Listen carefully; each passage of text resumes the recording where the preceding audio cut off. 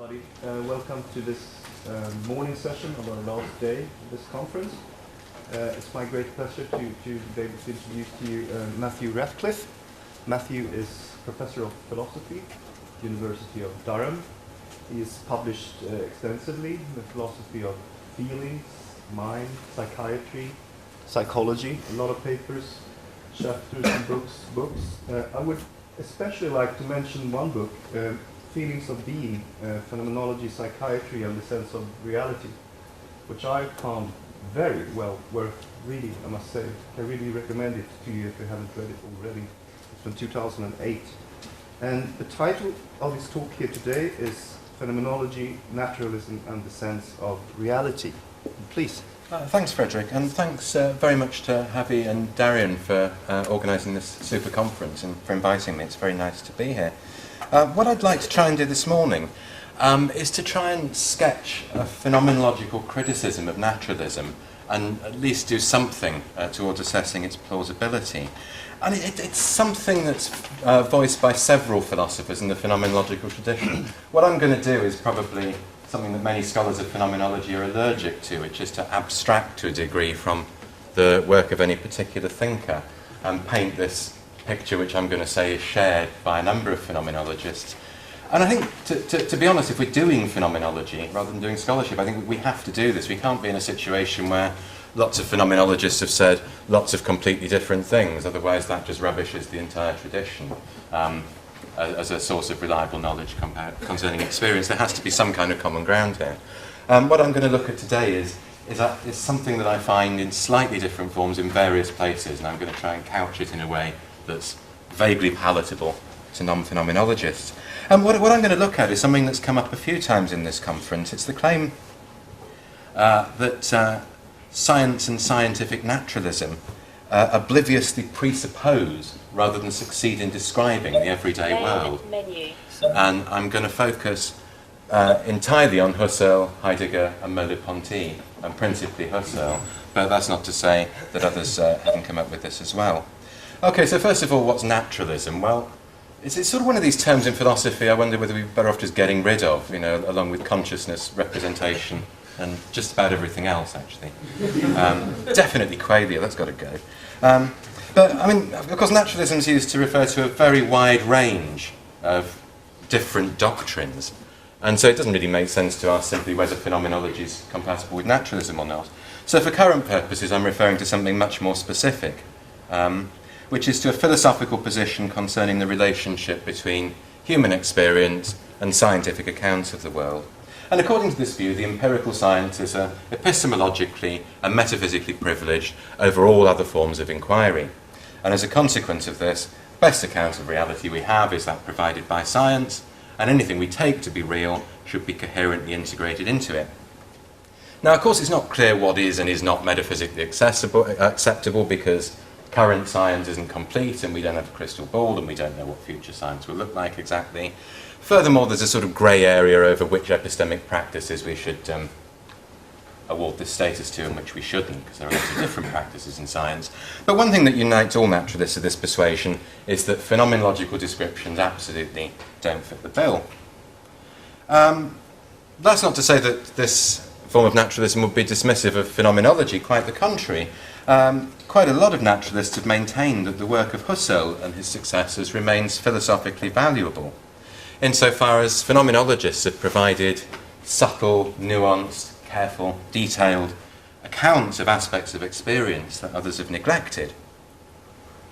So we shouldn't dismiss the tradition altogether, rather we can dismiss its anti-naturalism and regard it as a source of phenomenological data. In short, phenomenology can supply explananda for naturalistic explanations. And here's one example of this view. This was also quoted by Dan Zahavi the other day. So this 1999 book, Roy, Petito, Pasha and Varela insist actually that fruitful interaction between phenomenology and science requires phenomenology to be naturalised, despite the fact that Husserl would turn in his grave at such a thought. And they regard naturalisation as integration, to quote, into an explanatory framework where every acceptable property is made continuous with the properties admitted by the natural sciences. Now, as Danzo Harvey rightly said, there's actually some ambiguity over what these authors actually believe. They don't really believe the same thing, and there are other kind of positions bubbling around in this introduction. But this is a clear statement of the view that phenomenology should be naturalised, I think. Now, the phenomenologists, Husserl and colleagues, would agree up to a point, I think. And they oppose naturalism, but that doesn't make them anti-science. So Husserl, of course, in texts like Cartesian Meditations, claims that one of his primary aims is to provide a firm foundation for science. And phenomenology can also be informed by empirical science. So, for take an obvious example, Merleau-Ponty's Phenomenology of Perception. His method in that text incorporates engagement with scientific findings, particularly those in an area that we'd now call neuropsychology. So science can enlighten one's phenomenological thinking. And in more recent years, there's been increased dialogue between phenomenology and the neurosciences. And this is exemplified by the arrival of the journal Phenomenology in the Cognitive Sciences in 2001. And if you flick through the pages of that journal, you'll see a growing interaction between phenomenology and science, and an emphasis on mutual enlightenment. And there are all sorts of views of the forms that that relationship can take. So sort of bearing all that in mind, what I feel fairly safe in endorsing is a very weedy form of naturalism, according to which there's a degree of interaction between phenomenological and scientific inquiry and a subject matter that is to some extent shared. And of course you can say, well, hang on a minute, we've got radically different methods here, but the empirical sciences incorporate a range of different methods. Phenomenology incorporates lots of different methods, and scientific and phenomenological methods can be integrated to a degree. So I think if you're just talking about continuity, at least to an extent we've got that. But what Husserl, Heidegger, Merleau-Ponty and others really object to, where they draw the line, is the view that science has a kind of priority over phenomenology, that discoveries made through phenomenological methods are metaphysically acceptable only once they've been naturalised. And what I want to do is attempt to clarify and assess one of their principal complaints, which crops up time and time again in slightly different ways, which is that science overlooks the world. Now, the claim that science is oblivious to all sorts of things is a common thread in the phenomenological tradition, so I'll just mention a few related concerns that we find appearing time and time again. Now, for Husserl, this is Cartesian Meditations, science and by implication scientific naturalism rest on unacknowledged assumptions, including metaphysical assumptions. So the sciences, he says, are hampered by obscurities in their foundations, in their fundamental concepts and methods. Amongst other things, they take for granted a host of metaphysical commitments that they're absolutely oblivious to. And Heidegger similarly says that explicit scientific inquiries and explicit scientific accounts presuppose for their intelligibility a bedrock of what he calls basic concepts, metaphysical presuppositions that shape those inquiries in every respect, but at the same time those inquiries just aren't aware of.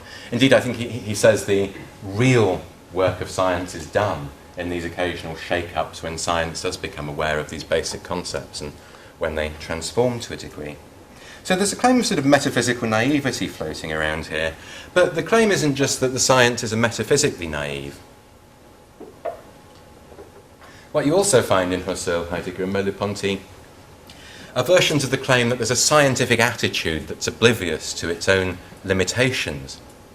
Husserl describes what he calls the naturalistic attitude of empirical science, and he says as long as we live in the naturalistic attitude, it itself is not given in our field of research. What is grasped there is only what's experienced in it, what's thought in it, etc. And sorry for the lazy anachronistic system of can't be bothered referencing there. That's from Ideen Schwein. So what he's saying is there's a restrictive kind of attitude that can only reveal certain things, and it's not just restrictive, it's oblivious to its restrictions. And he contrasts this to the natural attitude of everyday life, which incorporates a personalistic attitude, a receptiveness to others as persons, and also, indissociable from that, a sense of a surrounding world that science somehow sweeps away when you adopt this restrictive naturalistic attitude.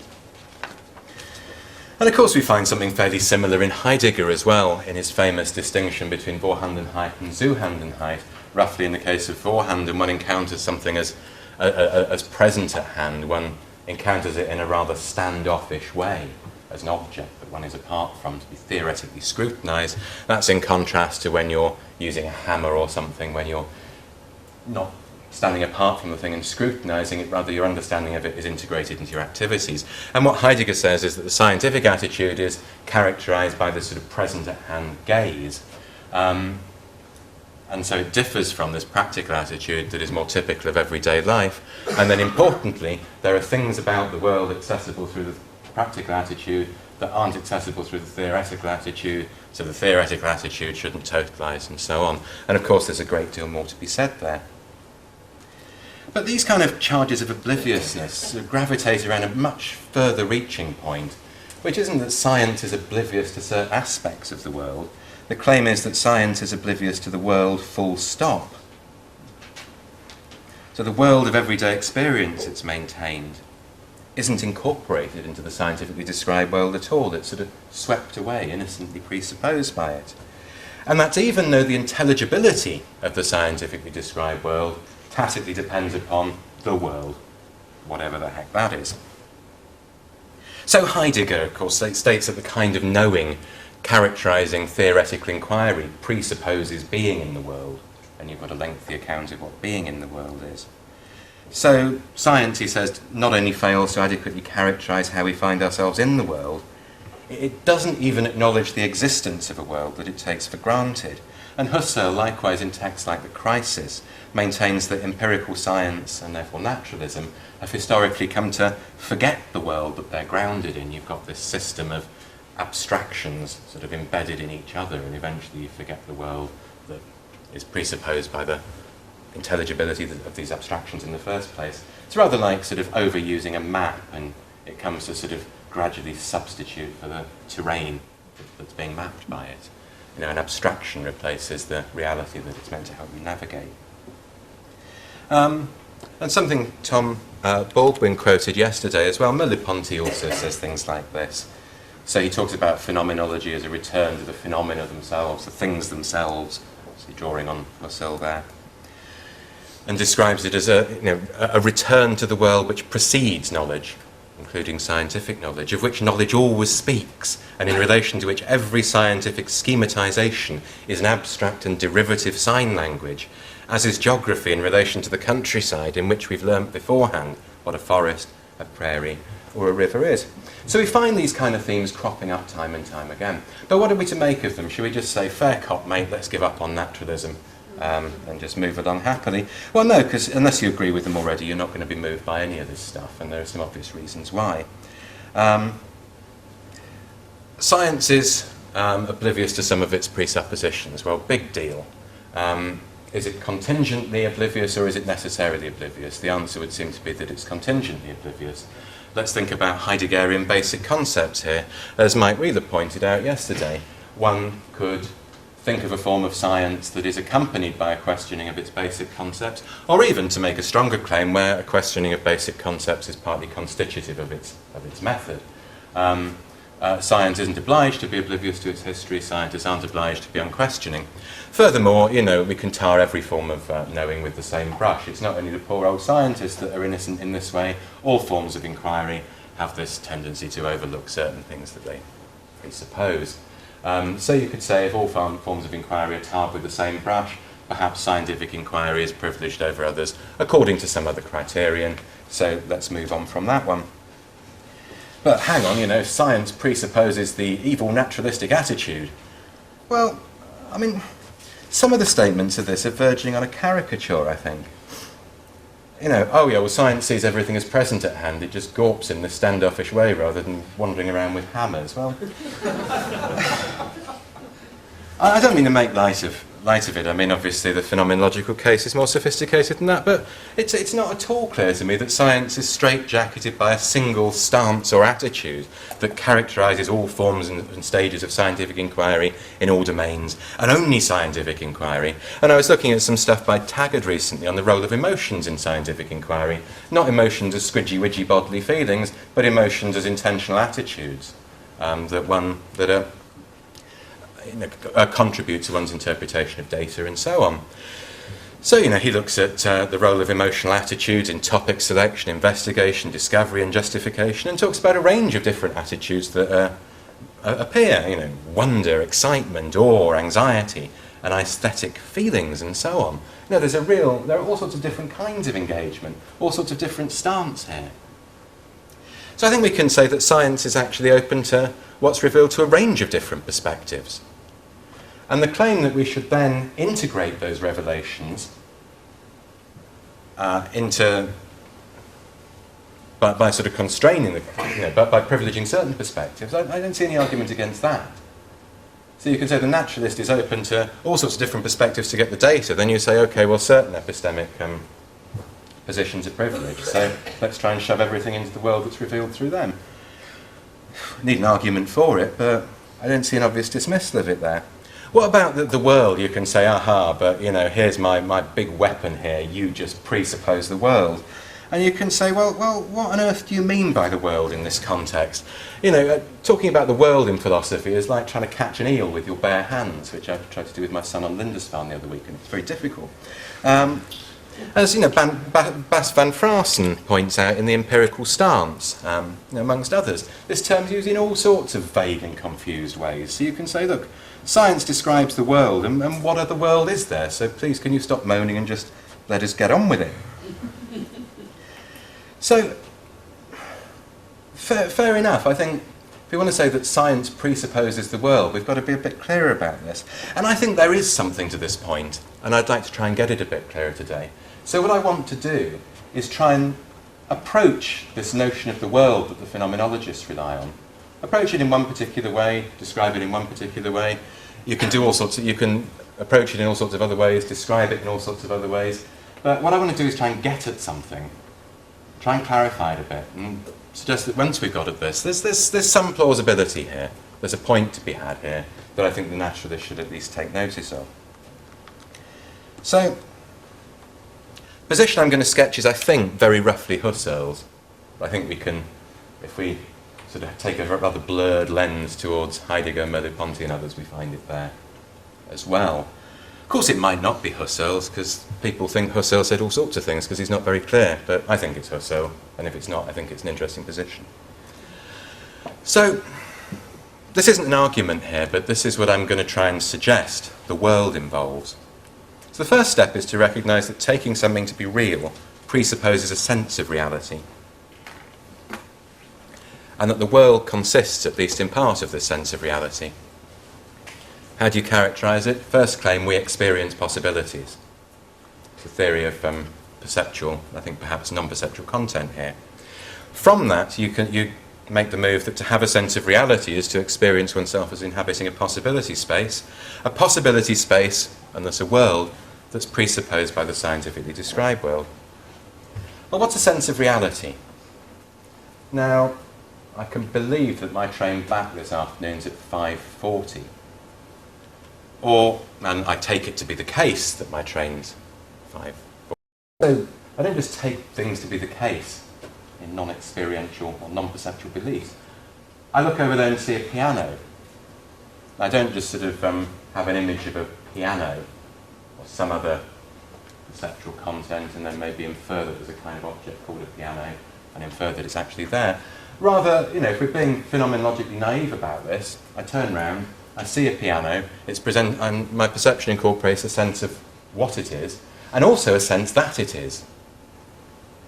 My perception of things incorporates a sense of their being there, as opposed to various other possibilities, such as merely imagined, or possibly not there, or somehow doubtful.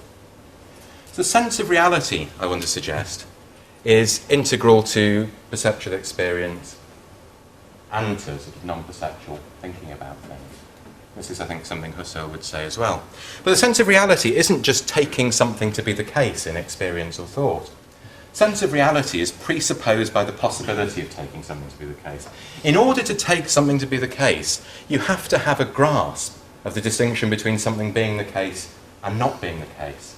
If you couldn't make sense of that distinction, you couldn't take anything to be the case at all. There's nothing to contrast it with. You couldn't believe anything, you couldn't experience anything as there, as present, as real, but not present. So the sense of reality isn't taking something to be the case, it's a sort of modal space that's taken for granted by the intelligibility of taking anything to be the case. If you like, the sense of reality is the conditions of possibility for the kinds of intentional state that we can adopt, and it's only insofar as we can adopt a range of different intentional states that we can take anything to be there, or that we can take it to be real more generally in experience and thought. So, I mean, I always muddle that a bit, but I hope you've got the gist of it. Point is, if you lack the ability to distinguish between various modalities, such as taking something to be the case, imagining it, doubting that it's what it appears to be, or that it's there at all, being uncertain of its presence, you wouldn't be able to take anything to be the case or not the case. So the sense of reality is the ability to grasp such distinctions. Not some kind of causal ability, but a sense of the intelligibility. How do we even make sense of the possibility of something being there, or more generally real? So it's not just taking things to be there or real. It's presupposed by the intelligibility of our doing so in perceptual experience and in thought. Now, the phenomenological reduction, you can go on for hours about what the heck this is, and different formulations of it. But I want to suggest that it involves turning, if you like, to this ordinarily presupposed sense of reality. So, for Husserl, whenever you experience or think about something, or whenever you have an intentional state of whatever kind towards something, he says you do so within an already given world. It's not as if I was nowhere and then out of a void I turn around and bing, suddenly a piano content appeared. I already found myself in the world, and it's in the context of finding myself in the world that I can turn around, come across that piano. I don't think in some kind of nowhere, I think in the context of a world. And this world, he says, isn't some additional content that you take for granted. It's not just some intentional object that you sort of sweep into the background, a great big intentional object, so all these little objects fit into. It's not the object of some attitude at all in everyday life. It's a context in which we adopt these various attitudes, and importantly, the world is presupposed by our being able to adopt these attitudes. It's something that we inhabit, and only in the context of inhabiting does it even make sense to encounter something as there, to encounter something as a person, to encounter something as remembered rather than perceived, and so on. And the phenomenological reduction, amongst other things, involves ceasing to take this modal space, if you like, for granted, and instead making it an explicit object of philosophical study. So it's crucially not about just reflecting upon something we ordinarily take to be implicit, given that the world is also presupposed by our taking anything to be, regardless of whether it's implicit or explicit. So, importantly, the phenomenologist world, I want to say, incorporates what I've called the sense of reality, and that's what's distinctive about it. Now, although this sense of reality isn't exclusive to perceptual experience, I want to try and explicate what it consists of by turning to perceptual experience. I mean, you might be tempted to simply dismiss the claim that there's anything like this. No, it's fair enough still. Come on, what's a phenomenological sense of reality that's presupposed by all of this stuff? What is it, some kind of indefinable quale that most of us haven't even noticed? Open the philosophical dustbin quickly, please. So what's needed is, I think, a clear and defensible account of what the sense of reality actually consists of. And I think we can approximate this by starting from Husserl's characterization of perceptual experience. Now, according to Husserl, when you look at an entity like this glass, even though only parts of it are perceptually accessible to you at any one time, your experience of it seems to be an experience of a whole object. Of course, you don't see the whole object, but the whole thing seems to be presented there to you. You see not just a whole object either, you see a type of object, it appears as a kind of object, and you also have a sense that it is actually there. So how do we do this? Well, according to Husserl, the relevant achievement involves experiencing the possible rather than just the actual. He says that when you experience something, the experience of what it is and your sense that it is constituted in part by various co-included possibilities. There's a sense in which you experience possibilities, various kinds of possibilities. So he says when you experience this, there's this structured system of possibilities that surrounds it, that he calls the object's horizon. So just to quote Husserl from Ideen Zwei again, everywhere apprehension includes in itself, by the mediation of a sense, empty horizons of possible perceptions. So I can at any given time enter into a system of possible, and if I follow them up, actual perceptual nexuses.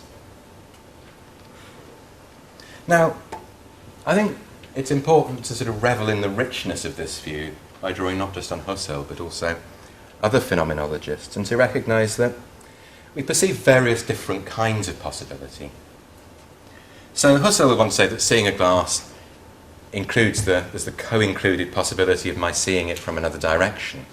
So visual perception incorporates possibilities for visual access. And if you like, the content of these possible perceptions that are co-included in my perception of what's actual is variably determinate. It might be sort of move that way to reveal a clear curved surface, or just move that way to reveal some colour maybe, or some texture. It's currently eclipsed. But Husserl also stresses that the possibilities incorporated into perceptual experience are intermodal. So, for example, when you visually see something, your doing so incorporates tactual possibilities as well. Just think of seeing a sharp knife on a kitchen work surface glistening in the sun, and almost feeling its potential to cut you as your hand actually pulls away from it. But more generally, he says, possibilities for one sense are included in presentations to another sense in this intricate, structured system. And I don't think he doesn't restrict the phenomenology of possibility to the realm of potential perceptions either. And first of all, it's important to note that perceptual possibilities aren't just thoroughly detached from... They're not devoid of enticement. It's not just, well, it is possible for me to do this. Husserl says some possibilities are just open like that. But he says others appear enticing. There's a kind of allure to certain possibilities. So there's a distinction between merely open and enticing possibilities, where the distinction between them is a matter of degrees. The latter don't merely present something as a possibility. They don't just say, this could be actualised. They draw us in. The world hooks us in with a kind of affective force. So in the passive synthesis lectures, in Experience and Judgment and elsewhere, he talks about the allure given to consciousness, the peculiar pull that the perceived object has on us, the way it beckons us to actualise perceptual possibilities in a certain way. Now, this isn't a disembodied achievement, of course, because various bodily movements, which Husserl calls kinestheses, are required in order to actualise perceptual possibilities. To see something from another angle, you move. Touch necessarily incorporates movement, and so on. But that's not enough to say that the world also includes possibilities for goal-directed actions. Perceptual actions of that kind are different from goal-directed actions. But I think we should say that experience includes the latter too, if we grant that it includes the former. Now, Heidegger, and to a lesser extent Merleau-Ponty, are better known for emphasising the world as a realm of practical possibilities than Husserl is. But all of this stuff is there in Husserl as well, from about, I can't remember really, from about 1918, 1919 at least. So here's something that Dermot also quoted yesterday, where he says, in everyday life we have nothing to do with nature objects. What we take as things are pictures, statues, gardens, houses, tables, clothes, tools. These are all value objects of various kinds, use objects, practical objects. They're not the objects of natural science. So things appear to us as significant, as valuable, as mattering in various different kinds of ways. And in short, how something matters to is at the same time a sense of the possibilities that it has to offer. And if we grant that these significant possibilities are integral to the world, the kinds of possibilities that the world incorporates increases massively. For example,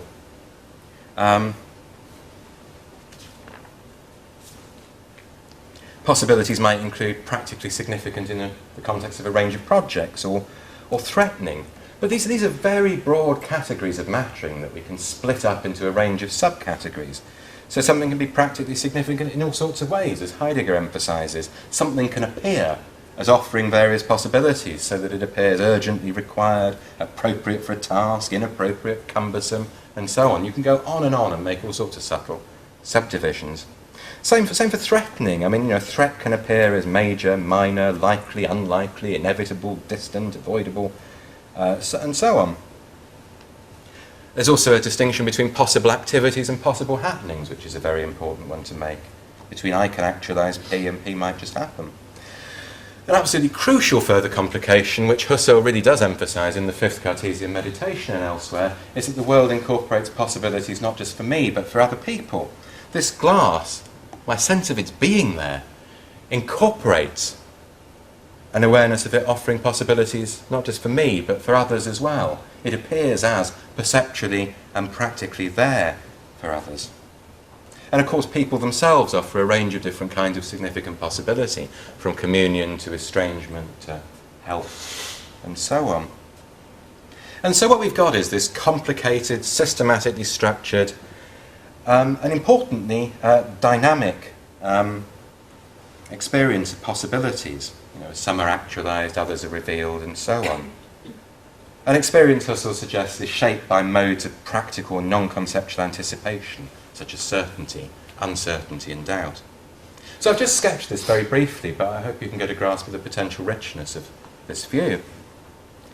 And Husserl supplements his account of horizons with a view that experience of possibilities is inextricable from our bodily phenomenology, as does Merleau-Ponty. In short, for both of them, certain kinds of bodily disposition are at the same time an openness to possibilities, a sense of the perceptual and practical possibilities offered by one's surroundings. But I'm going to ignore that for current purposes. What I'm interested in is the claim that we do indeed perceive these many different kinds of possibility, and that they're integral to our sense of what things are, and importantly for me, our sense that things are. Now, this view, even if we do as much justice to the tradition as we can, I think it requires further development and defence. There's a real lack of clarity regarding where and how the distinction between perceptual and non-perceptual content should be drawn, or intriguingly, whether it should be drawn at all. And I think if we're looking for avenues where philosophy of mind and phenomenology can get together, a way in, a way for dialogue to begin, my money would be on debates over perceptual content, individuating the senses, intermodal content, non-modal content, and so on. Because there are resonances here between what the phenomenologists are saying and what certain people are saying now with regard to perceptual content, sensory individuation, and the like. Indeed, there's sort of a degree of convergence, and I was looking at some stuff by Casey O'Callaghan recently, an article in Phil Studies, I think. And he's saying perception has this rich intermodal, possibly even amodal structure, and that perception through one sense incorporates an appreciation of what could be perceived through that and other senses. So, to quote him, you hear a sound as the sound of something that could be seen or brought into view and that has visible features. So, I think there's potential interaction here. Could be mutually enlightening, and I could go on about how it could be mutually enlightening. So I think that's a nice way in.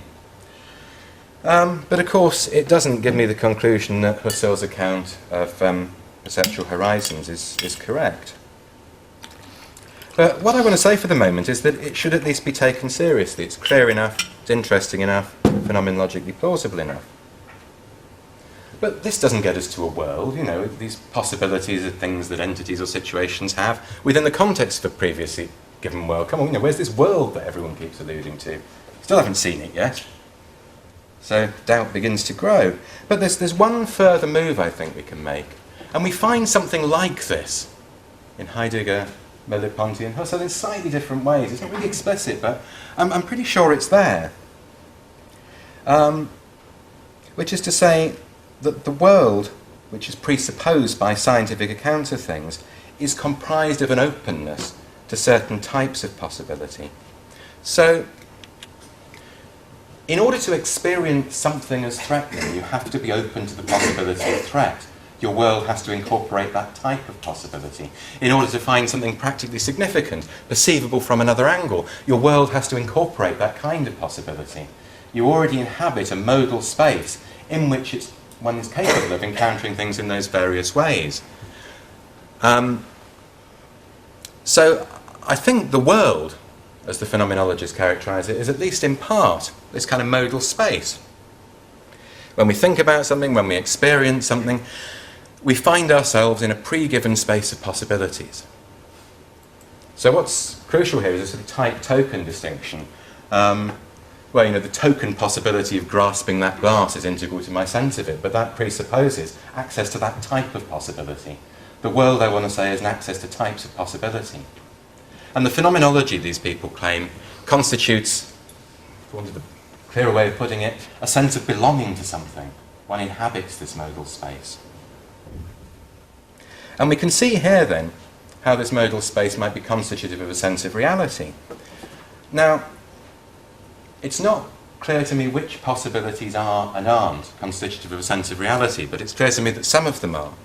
So imagine if you took away all sense of things as practically or perceptually accessible to other people. It's arguable then that we couldn't distinguish between the modalities of believing or perceptually taking something to be the case and merely imagining. The distinction will break down, and thus our sense of reality would be radically altered.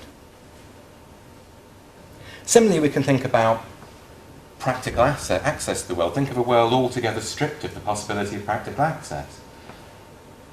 We don't have to take something to be practically accessible for it to be real, but imagine having no sense of practical access to anything, no sense of what it would even be to practically access something. That, I suggest, would have a profound effect on our sense of what it is to be or not to be. So, the world, I want to suggest, at least the interesting aspect of the world for current purposes, is its role as a universal horizon, or horizon of possibility, or a horizon of horizons, all-encompassing space of possibilities that determines the ways in which we can encounter things in experience and thought. And you find resonances of this in Husserl, like the following, the bottom here. You can interpret it in various ways. There's a lot more to be said. But what he's saying here, amongst other things, is that the world isn't simply the case. The world is presupposed by the ability to distinguish being the case from not being the case. The world is constitutive, as I take it, to be of a sense of reality. So, as he says, it belongs to what's taken for granted, prior to all scientific thought nor philosophical questioning, that the world is always in advance. Every correction of an opinion, whether experiential or otherwise, presupposes the already existing world, namely as a horizon of what in the given case is indubitably valid as existing.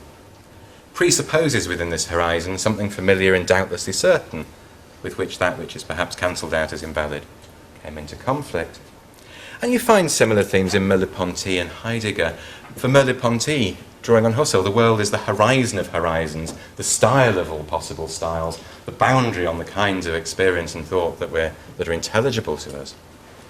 And coming in at a very different way through Heidegger's account of Befindlichkeit, Heidegger says, how we find ourselves in the world, our attunement, translation of Befindlichkeit, the manner in which we find ourselves in the world, very much a sort of affective affair, determines the kinds of possibility that are intelligible to us, his focus being on kinds of mattering.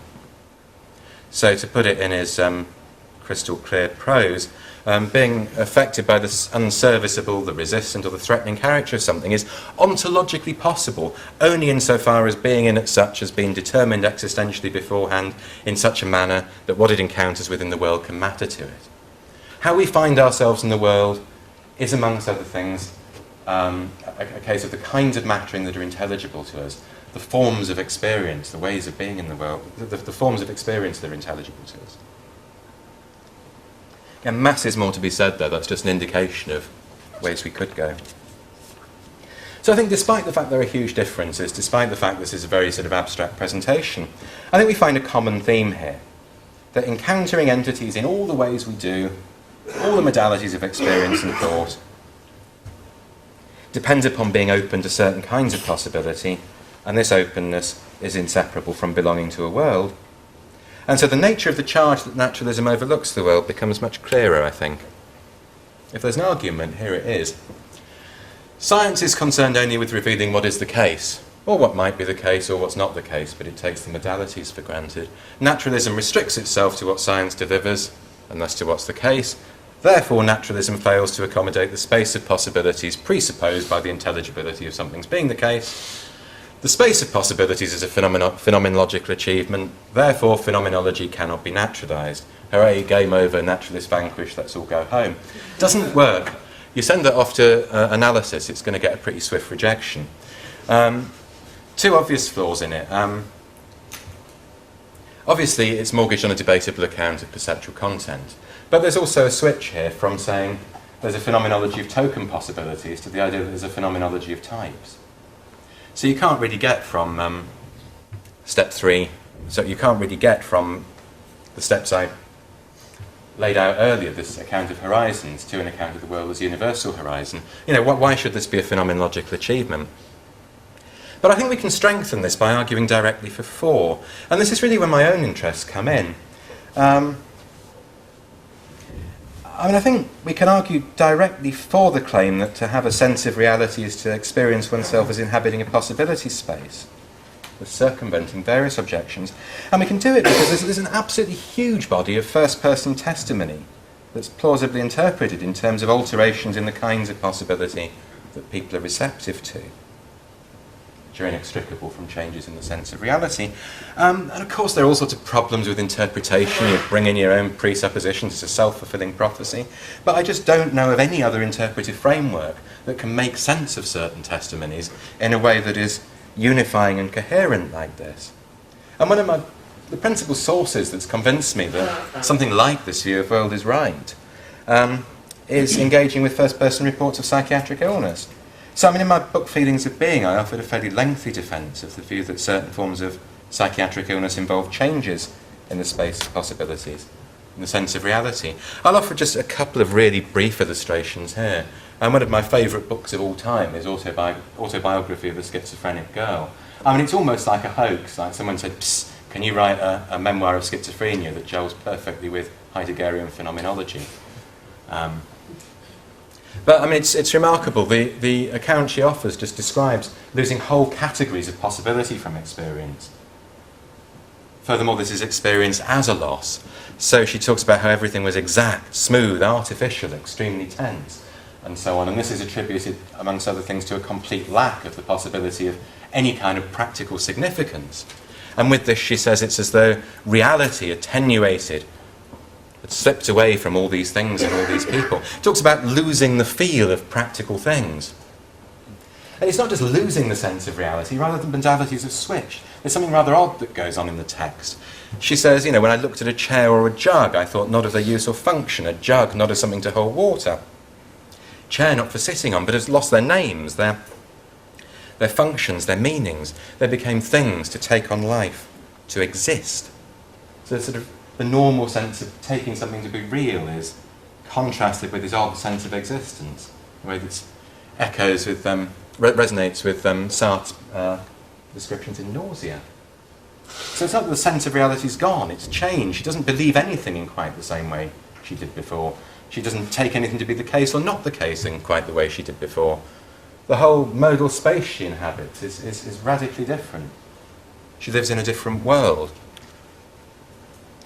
And we find this kind of thing time and time again. Something else you see in a lot of accounts of schizophrenia is a loss of a sense of possibilities for others, and with it a sense of one's world as kind solipsistic. And again, as having lost its more usually taken for granted sense of reality. So these quotations are from a chap called Stephen Wiener, who emailed me recently and said, "Hey, these phenomenological approaches seem to have got me right. There you go." Of course, the fact that someone says that you've got them right is hardly an argument. They might be wrong. But, he talks about a derealisation that affected him for most of his life, where things seem oddly one-dimensional, as though they were painted or fake, as though he could put his hand through them. It's as if the usual possibilities associated with three-dimensional objects aren't there. So things are either described as looking not quite real, or as strangely fake, both of which add up to not including the possibilities one would expect from such a thing. But what he really emphasises is his loss of the sense of interpersonal experiences. Describes this odd encounter with a psychiatrist, where he said to the psychiatrist, "Have you ever thought everything could just be an illusion?" And as that happened, there's this chilling feeling that the psychiatrist didn't exist. The sense of being with another person just drops out. But this isn't content specific for him. It generalises this whole sense of being with other people as inhabiting a realm of possibilities that include possibilities for others, shared possibilities, contrasted possibilities, practical, perceptual possibilities, that's eroded, not gone. And supporting an account by Louis Sass, he says you get this kind of solipsistic type experience. So he talks about how this experience has had profound effects on his life, not because of the psychological disturbances, but, to quote, because the worth of any endeavour is always being called into question by strong feelings of solipsistic despair. The feeling is almost, he says, like a firm conviction that because nothing truly exists, all effort's futile. And we don't just need to look at schizophrenia here. I'm doing a study of depression at the moment with some colleagues, and we've got this great huge pile of questionnaire reports now, just thousands of pages of first-person testimony, all of which points just amazingly clearly, I think, to kinds of experience in which whole categories of possibility are removed from the world, and with it one's sense of reality is affected in a range of subtly different ways. So I've just put a few quotations there. You find people very commonly saying, I feel as if I'm just watching the world around me, I have no way of participating. A detached spectator, not practically rooted in the world. It's like being in a film. Like being on TV when the main character stands still and they fast forward the street scene and people milling around them. And people associate this sense of disconnection with a loss of sense of reality. Also, if you look at really good literature as well, you find these kind of descriptions all over the place. Shakespeare is a good place to start, Tolstoy, but I haven't found it in Jordan's autobiography or anything like that. My wife read it for me looking for this kind of thing, I didn't read it myself. But you find this kind of thing a lot when you're sort of attuned to it. And I think the interpretation is fairly compelling. Also, I'd like to say, in everyday life, we have wobbles in the sense of reality that are often hard to articulate. And we tend to describe them, we tend to refer to them rather than describe them. We often refer to them in terms of their causes. So, rather than saying certain forms of possibility are lost from my world, I have an eerie sense of unfamiliarity, detachment, derealisation, and a kind of free-floating guilt. You just say, I drank 10 pints of Stella last night. But obviously jet lag, having the flu, a lot of these things very difficult to describe, but I think again fit the bill, and we can get a hint of this. So I think an argument can be developed here. And where do we end up? I mean, just last couple of minutes now. I think there are claims, there's a plausible case to be got here, at least for saying that the naturalist has got their explanandum confused or incomplete. Now, I don't want to say, hey, consciousness studies says this. There are so many different views of consciousness, so many different conceptions of consciousness, so many different projects, so many different forms of naturalism. But I just haven't found anything that incorporates the aspect of experience the phenomenologists are trying to describe.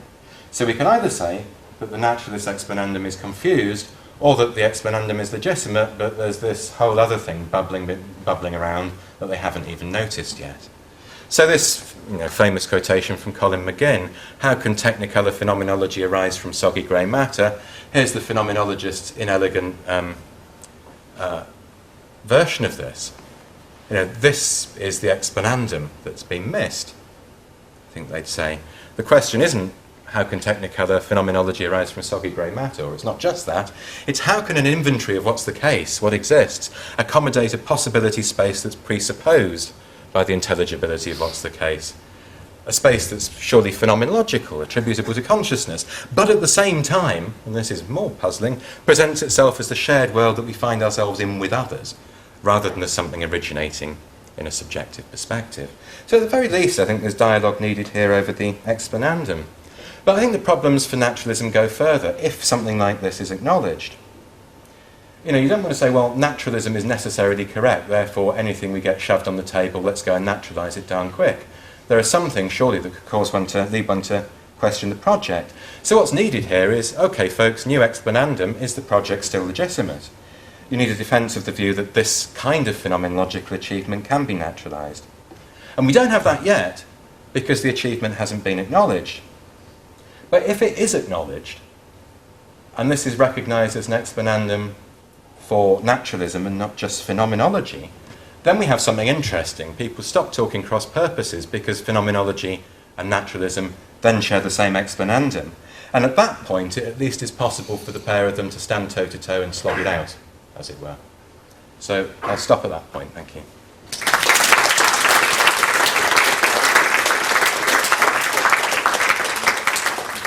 Thank you very much, Matthew.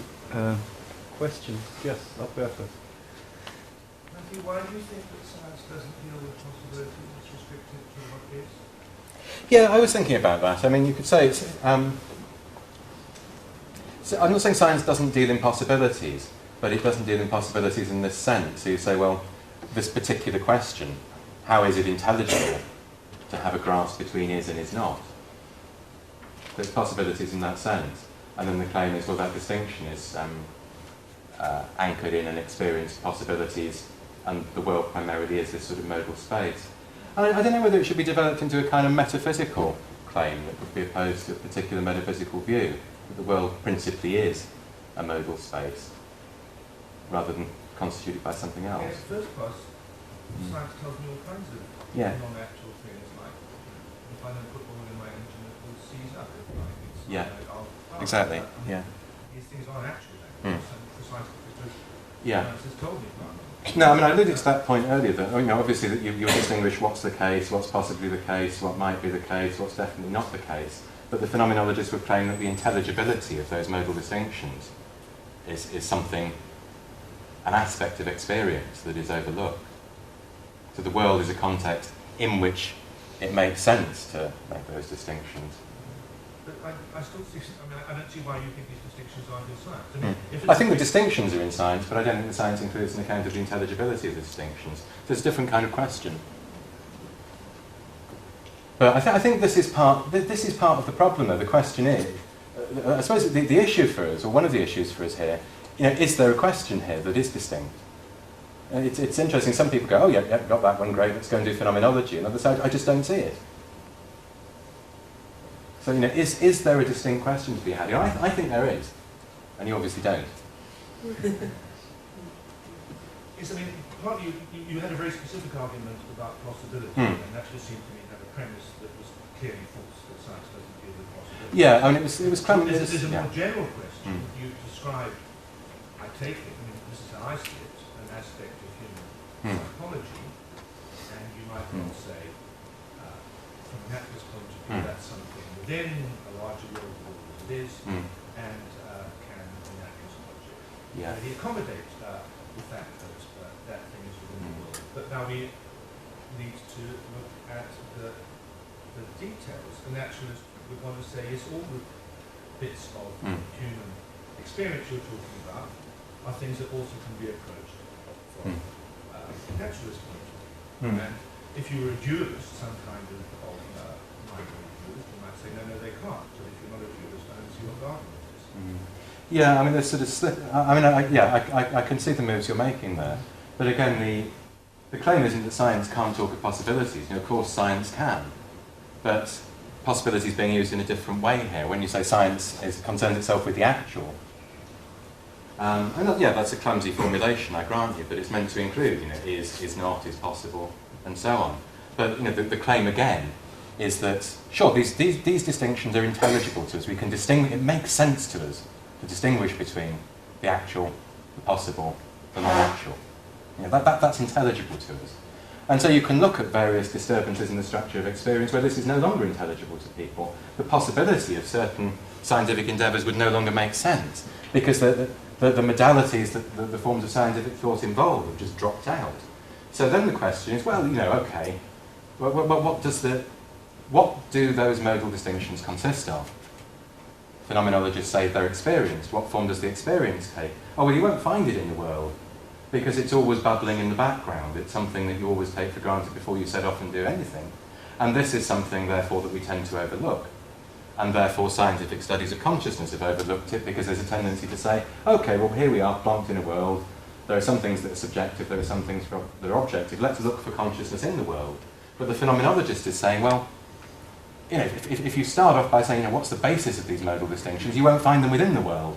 They're given they must be given for the world to be opened up to us at all. If you agree that the scientific study of consciousness is a viable project, and then to an extent. There's some bits out at the edge of consciousness that science isn't going to be able to deal with. Why? Why are those bits of consciousness so hard?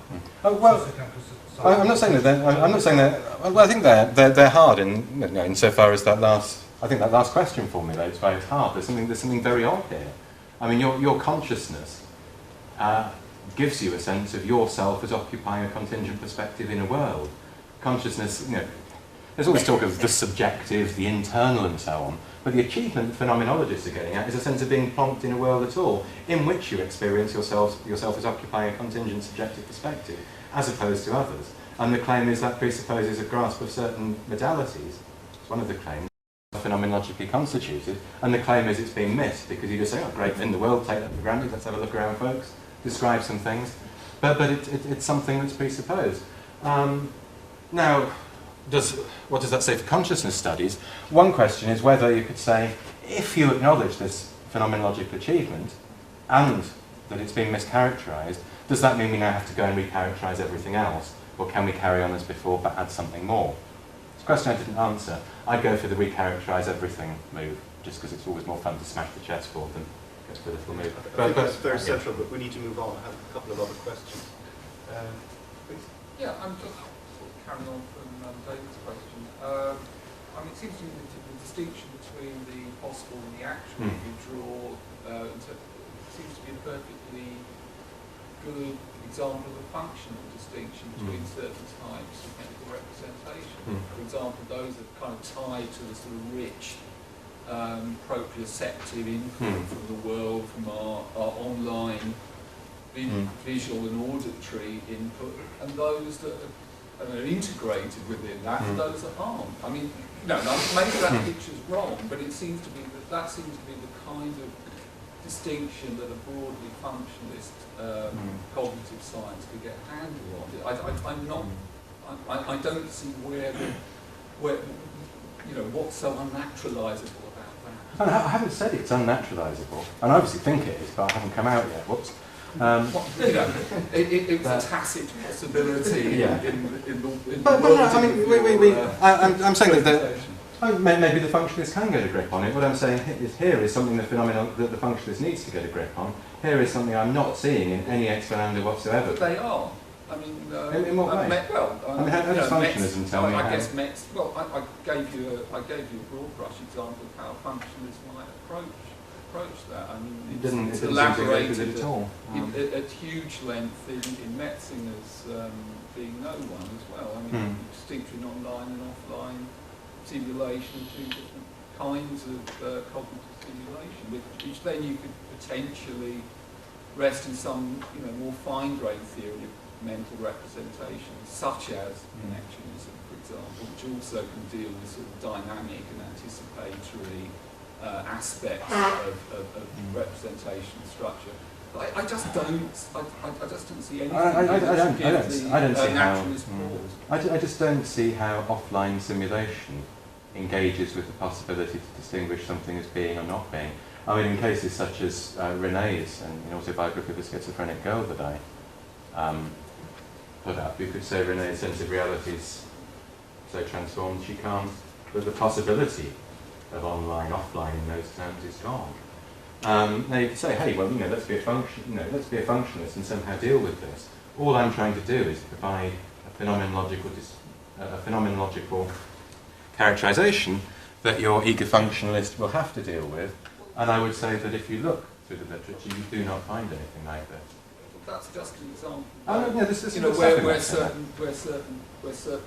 you know, where certain functional structures aren't realised. But I mean, you know, I don't see why again. I mean, it's just not a causal story. You're answering a question about intelligibility in causal terms. So I've told a story about intelligibility. You can't have a naturalistic theory of mental representation. No, it doesn't. It presupposes that you have to get your exponendum before your story gets going. And if you leap in with your causal story before you've actually got to grips with what you're trying to explain, you'll end up explaining something else. Okay. So I think I want to agree with you that there's something here to be dealt with. But I'm just trying to... I think there are two different things going on. I just want to see whether you think this is right or whether I've misunderstood. Because there seem to be two different claims. One is that in the kind of experience and behaviour that human beings have, there's something here that the naturalist hasn't seen before. And we get it from phenomenology. And I'm prepared to concede that and think there's something here the naturalist needs to take on board. And then that's where your talk sort of ended up. There seems to be a sort of challenge there to naturalism. So look, phenomenology has sorted out this idea of possibilities. Maybe it's and now the naturalist has to can be naturalised. Well, we can now have a dialogue. That seems to be fine. But there seems to be a stronger claim hanging around somewhere that I couldn't. It kind of came in and came out a bit. And that's this claim that somehow science itself, as an activity, encounters something like this. Thus, in a sense, from that view, the thought would be that from within the scientific attitude, it's not maybe there's something hard here that maybe we can't get at through naturalism, but rather being a naturalist. As soon as you become a naturalist, somehow, or become doing science in some way, you've assumed something. By some in principle way, you can't get at anymore. Yeah. Now, that's a different claim. So the kind of responses, or some of David's responses, seem to suggest that there's something here that the naturalism's already getting at, and I kind of agree with you. There's something that we haven't really brought under the umbrella of naturalistic study yet, that the phenomenologist is onto. But I don't yet see that leads us to that stronger claim. No, okay. I mean, I think the stronger claim is there in the phenomenological literature, but I don't want to make it myself. The claim would be, I think, from the phenomenologists, that this question here that I've formulated at the end, the how can blah blah blah, they claim that that simply doesn't make sense to do that. That project doesn't make sense. Yeah. It's not clear to me that it doesn't make sense, but at the same time. It doesn't make sorry, does it make sense? There's two ways in which it couldn't make sense, because there's a kind of phenomenon here that's in principle unnaturalisable. But then there's a more subtle idea that somehow when we become scientists, as a matter of becoming that scientist, we've now closed off, we're assuming something that we can't get at anymore. Yes, it's... And that claim I find slippery, and I don't know what to No, again, I mean, the latter claim I think I dismissed when I talked about the sort of naturalistic attitude as not necessarily closed in this way. So I worry that, if you want to make that argument, you're going to have to do a much better job at describing this attitude and showing why it's necessarily blinkered. Now, there are two moves. They're showing that it is blinkered and showing that it's oblivious to its being it's blinkered to its blinkeredness. And I'm not sure that claim is fair, so I wouldn't want to go that way.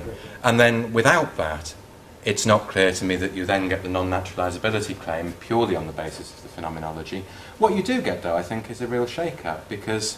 I mean, obviously some people here disagree, but I think this is very, very different to most ways of thinking about consciousness, conscious experience, that naturalism takes for granted. And it seems to me entirely sensible to review one's whole explanatory framework if one finds out that one's exponendum is completely different from what one thought it was. I want to go back and wait to where David pushing you. David focused simply on primary and legitimately in a way on the actual possible distinction. Mainly, this is the familiar part of natural science to elucidate disposition. Sorry, it's a familiar part of natural science to elucidate powers, dispositions, potentialities, which would be uncontentious. Now, your own line of thought seems to suggest that it wasn't so much powers, potentialities of things, that broadly call them, but what we might think of as cognitive or psychological capacities, which are being presupposed. And you had a range of different attitudes that you said were in a way constitutive of the sense of reality. So the thesis seemed to be that there was a problem for this bogeyman, who's called a naturalist, in elucidating a range of psychological or cognitive potentialities or abilities. Now that, there's clearly a challenge, but the reflective scientist will have thought of that for him or herself, because scientific thought itself involves speculation, hypothesis, imagination. These are just familiar thoughts. So the issue is why you think that when we, in a sense, move from, I can use the word, the material world, where it's just common sense that science includes an account of powers and dispositions, when we move from that to our own capacities, our own cognitive abilities, suddenly things get really difficult and challenging.